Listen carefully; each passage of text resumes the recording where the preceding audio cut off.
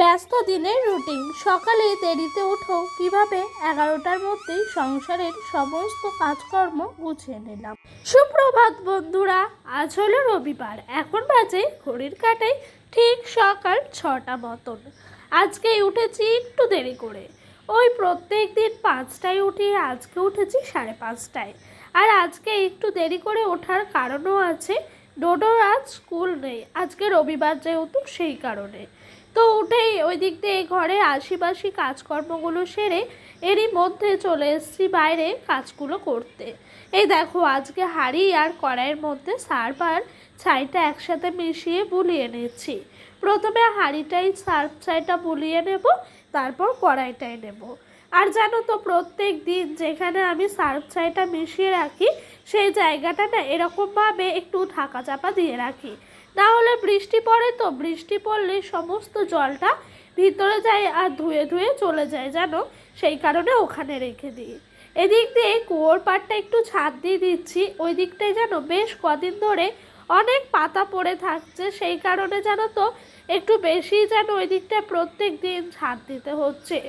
তোমাদের সঙ্গে গল্প করতে করতে ওই দিককার কুয়োর পাড়টা আমার ছাদ দেওয়া হয়ে গেছে। আর এরই মধ্যে বাসি কাজ প্রায় শেষ হয়ে এসছে। ওই যে লাল বালতিটি দেখতে পাচ্ছ, ওই বালতিটিতে এক বালতি খালি কাচাকুচি আছে। ওই বালতির কাচাকুচিগুলো করলেই আমার বাসি কাজের পর্ব শেষ হয়ে যাবে। উঠানে প্রচুর কাদা, তাই ঝাঁটাটা আমাদের বেশি করে ঠিক এই পাশেই রয়েছে একটা লেবু গাছ। চলেন আপনাদেরকে দেখাই গাছে কতগুলো লেবু হয়েছে। আর প্রত্যেকবারই এই সময়টায় বেশ লেবু হয় জানেন। এই দেখেন, দেখতে পাচ্ছেন, এই যে একটি লেবু, এই যে একটি লেবু, তার সাথে ওই দিকে দুটো আছে, আর ভেতরে ভেতরে তো প্রচুর আছে। এই যে অনেকগুলোই লেবু হয়েছে গাছে বেশ। ওই যে এই দেখেন, গাছটা পুরো ভর্তি হয়ে লেবু হয়েছে। আর গাছের গোড়ায় একটি আমড়া পড়ে আছে। জানেন তো, এই আমড়াটিকে আমার শাশুড়ি মা ভেবেছে লেবু, তাই জানেন তো শ্বশুরমশাইকে বলছে যাও লেবুটা নিয়ে এসো, গাছের গোড়ায় পড়ে আছে। তবে আমি 2-3বার বলেছি যে ওটা লেবু নয়, ওটা আমড়া, তবে উনি বিশ্বাস করেনি। তো শ্বশুরমশাই যখন নিয়ে এসে হাতে দিলেন তখন আবার উনি বিশ্বাস করলো। তো যাই হোক, আমড়া আর লেবু অনেকটা একই রকম, তাই না বলেন? তাই হয়তো মানুষ বুঝতে পারে না। আপনাদের সঙ্গে কথা বলতে বলতে ওই দিক দিয়ে কুয়োর থেকে জলটা তোলা হয়ে গেল। আর জলটা নিয়ে রাখতেই দেখি পিছন ফিরে কুয়োর ঢাকনাটা সেই যে পড়েছে, এখনও তোলা হয়নি, তাই কুয়োর ঢাকনাটা তুলে রেখে দিলাম। কুয়োর ঢাকনাটা সঙ্গে সঙ্গেই দিই, না হলে কুয়োর মধ্যে গাছের পাতাগুলো পড়ে আর জলটা একদম নষ্ট হয়ে যায়। এদিক দিয়ে এই লাঠিটি নিয়ে গেলাম ঘর মুছবো বলে।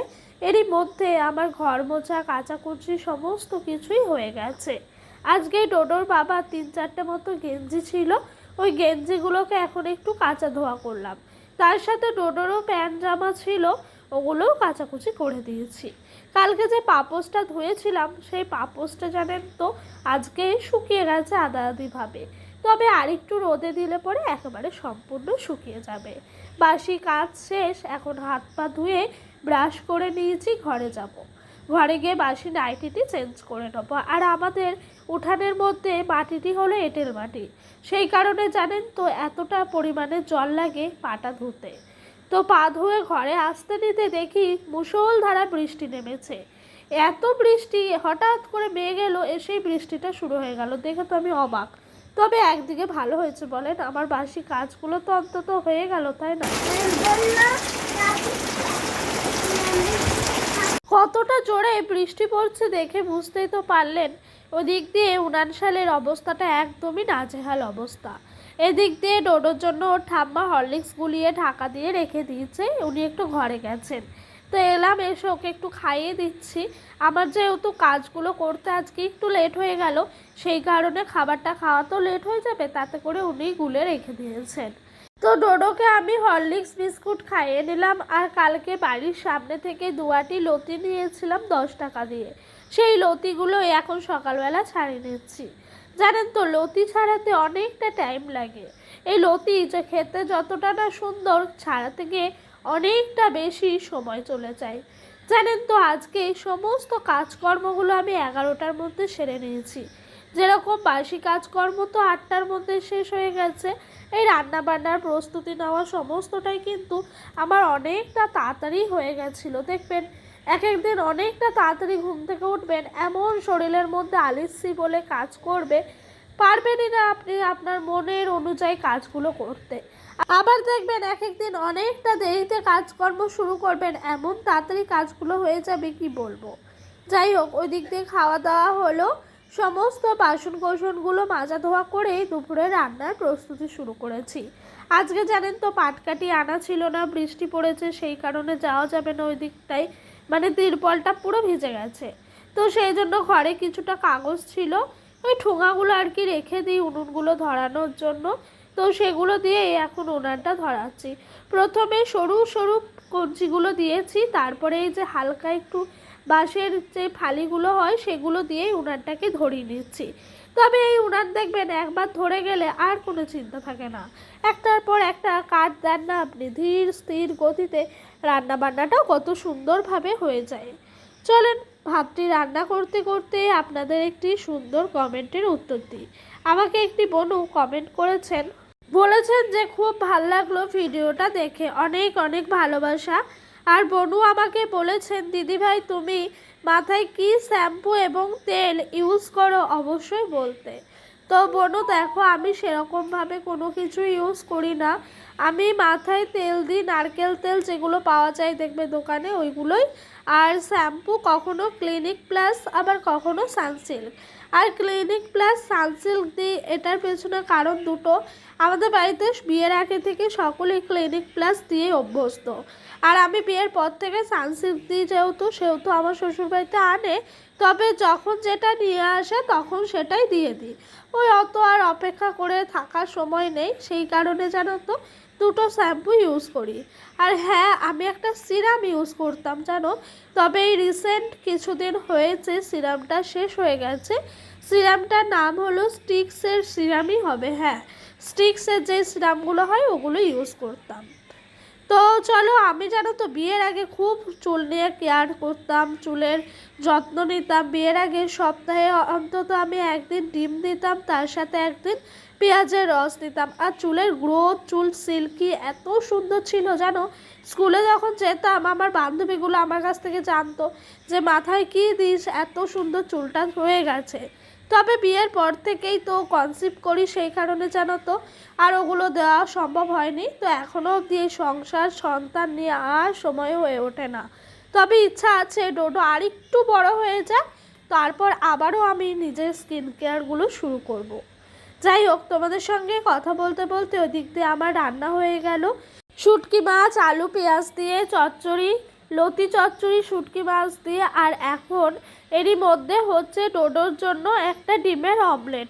ওর জানো তো এই ডিমের অমলেট আর একটু যদি মুসুরির ডাল হয় ওর আর কিছু লাগে না, সেই কারণে ওর জন্য একটু ডিমের অমলেটই রান্না করে নিচ্ছি।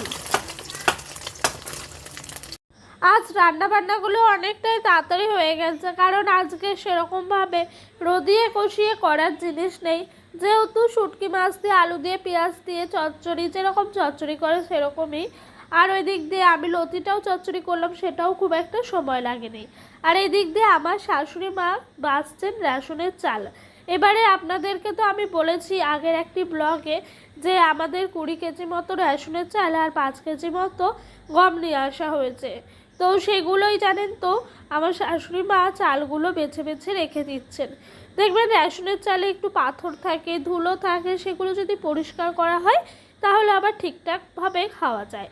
আর এই যে এরই মধ্যে আমার স্নান হয়ে গেছে, ঠাকুর প্রণাম করলাম, ডোডোকে খাইয়ে নিয়েছি, এখন ঘুম পাড়াবো।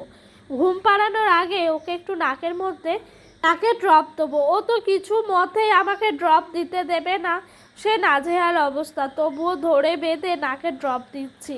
কালকে যখন সাবমার্শাল চালিয়েছিলাম তখন জানেন তো অনেকক্ষণ ধরে জল কেটেছে। আমি যতবার বলেছি বাবা ঘরে যাও, শুনিনি আমার কথা। আজকে সকাল বেলা থেকে দেখছি নাক নিয়ে ফস ফস করছে, নাক দিয়ে জল বেরোচ্ছে, সমানে থাকতে পারছে না। তো সকাল সকাল আর দেওয়া হয়নি ড্রপটা, চান টান করিয়ে ঘুম পাড়ানোর আগে একটু ড্রপটা দিয়ে দিচ্ছি। ড্রপটা দেওয়ার পর লাফ মেরে উঠে পড়েছে। তবে জানেন তো একটু শুয়ে থাকাটা ভালো, যতক্ষণ না গলায় নামছে ততক্ষণ শুয়ে রাখা ভালো। তবে আমি দেখলাম ও গলায় গেছে, থুতু করে ফেলে দিল। তো যাই হোক, মোটামুটিভাবে কাজ হবে হয়তো। তো ওকে দিয়ে ঘুম পাড়িয়ে দিয়েছি। এখন বাজে বিকেল 4:30, খেতে বসেছি। আজকে সকালে একটু বেশি করেই ভাত রান্না করা হয়েছিল, সেই ভাতগুলো রয়ে গেছে জানেন। তো সকালে আমাদের প্রত্যেক দিন রেশনের চালের ভাত খাওয়া হয়, দুপুরবেলা রত্না চালের ভাত খাওয়া হয়। তবে এই যে ভাতগুলো রয়ে গেছে, তাই আমি আর শাশুড়ি মা নিয়ে নিলাম এই ভাতগুলো। আর ওই দিক দিয়ে ডোডোর জন্য, ওর বাবা দাদুর জন্য রয়েছে ওই রত্না চালের ভাত। তো এই ভাতগুলো খুব একটা খারাপ লাগছে না জানেন, এখন মোটামুটি চালটা ভালোই দিচ্ছে। যখন 2-3 বছর আগে একবার নিয়েছিলাম খুব একটা ভালো লাগেনি, তবে এখন ঠিকঠাকই আছে। ওই দিক দিয়ে লতি চচ্চড়ি দিয়ে যা তৃপ্তি সহকারে খেলাম কি বলবো আপনাদেরকে। নিজের গুণের প্রশংসা নিজেকে গাইতে নেই, তবুও না গেয়ে পারলাম না। এত সুন্দর হয়েছে এই লতি চচ্চড়িটি খেতে জানেন। তবে আমি বিয়ের আগে কখনোই লতি টতি খেতাম না, আমাদের বাড়িতে আনতো, আমি কখনো খেতাম না। তবে বিয়ের পর থেকে বলাতে বারবার করে শ্বশুরবাড়িতে একটু একটু মুখে দিতে দিতে এখন আবার ভালোই লাগে। তো খেয়েই নিলাম। ওই দিক দিয়ে খাওয়া হয়ে গেল আমার। ওদিক দিয়ে খাওয়া দাওয়ার পর বাসনপত্রগুলো মাজা ধোয়া করে নিয়েছি। তারপরে দেখছি কাপড়টা মোটামুটিভাবে শুকিয়ে গেছে। এখন সমস্তটাই তুলে রেখে দিলাম। আমারটা আমার কাছেই রাখলাম, আর শাশুড়িমারটা ওই ঘরে রাখলাম। আর এই দেখেন, গাছগুলো অনেক দিন চর্চা করা হয় না, যেহেতু বৃষ্টি এই দিকটা পুরো কাদা জল হয়ে থাকে সেই কারণে। আর এই যে বিকালবেলা আমি জানেন তো যে অপরাজিতা গাছটি আছে না, ওই গাছের যে ডগগুলো আছে ওগুলোকে হাতে করে করে ভেঙে দিচ্ছি। দেখবেন এই গাছগুলো যখন ডগগুলো আপনি হাতে করে করে ভেঙে দেবেন, গাছটা বেশ সুন্দরভাবে মানে ঝোপ টাইপের হয়ে থাকবে, বেশি বাড়বে না এবং ফুলও খুব সুন্দরভাবে হবে। তবে জানেন তো, সার যদি দিতে পারেন, মানে ধরেন সবজিগুলো যে থাকে সেগুলোকে পচিয়ে তারপরে যদি একটু দিতে পারেন চাল ধোয়া জল, ডাল ধোয়া জল, মাছ ধোয়া জল, তাহলে আর আপনার বলতেই হবে না। তবে ফুল গাছগুলোতে এতটাও সার না দিলেও হয়, সবজিপাতিগুলোতে আবার দিলে ভীষণভাবে ভালো হয়। এই দেখেন, আমি এরকমভাবে ডগগুলো ভেঙে ভেঙে ফেলে দিচ্ছি, গাছটা যাতে করে আর বেশি না বাড়ে, এর মধ্যে যেন গাছটি থাকে। আর এই দেখেন, গাছগুলোতে বেশ লঙ্কা ধরেছে, টুকটুক করে লঙ্কাগুলো ছিঁড়ে ছিঁড়ে রান্নাও করা হচ্ছে। আপনাদের সঙ্গে সেগুলো আর দেখানো হয়নি। তবে একদিন জোর বৃষ্টি নেমেছে আর রান্না করছি জানেন, তখন আবার ছুটে এসে কটা লঙ্কা বাড়ির এই ছোট্ট মিনি বাগানটি আপনাদের সাথে শেয়ার করলাম। গাছগুলো কি সুন্দর বর্ষাকালে বৃষ্টির জল পেয়ে পেয়ে বেড়ে উঠেছে। তবে এই গাছটির গোড়ায় আগাছা প্রচুর জন্মেছে, এগুলোকে তুলে ফেলতে হবে। ওই দিকের গাছগুলোতে দেখলেনই প্রচুর লঙ্কা হয়েছে, তার সাথে এদিককার গাছগুলোতেও জানেন অনেক লঙ্কা হয়েছে। চলেন আপনাদের এক নজর দেখিয়ে দিই। তবে এই সময়টাই লঙ্কাগুলো হচ্ছে জানেন, এর আগে যে গাছগুলো লাগানো হয়েছিল এক ফোঁটাও লঙ্কা হয়নি। তো এই দেখেন, এইদিকে বেশ খানিকটা লঙ্কা আমি দেখতে পাচ্ছি, তবে গাছের ভেতরে ভেতরে বেশিরভাগই আছে। এই যে এই দেখেন, এরকম করে বেশ আছে গাছের ভেতরে ভেতরে, ওই যে একটা দূরে ঝুলছে। আর গাছগুলো বৃষ্টির জল পেয়ে বেশ বেড়ে গেছে জানেন, অনেকক্ষণ সময় এরই মাঝে পার করে দিয়েছি। এই যে এখন এসছি রাতের খাওয়া দাওয়া করতে। আজকে রাতের বেলা ভাত ছিল না, আর আমি ভাত খেতে রাতে একটু পছন্দ করি না, তাই দেখেন মুড়িগুলো দিয়েই আজকে রাতের খাওয়া দাওয়াটা চালাচ্ছি। জানেন তো, আমাদের বাড়িতে একটি ওনার কাছ থেকে পলা জোড়াটা খুলে নিয়েছি। পলা জোড়াটা ভীষণ টাইট হয়ে গেছে জানেন, তার সাথে শাঁখা জোড়াটাও হয়েছে, তবে শাঁখা জোড়াটার খুললাম না, যেহেতু আমার কাছে আর অন্য কোনো শাঁখা নাই, তাই এটাই এখন পরি।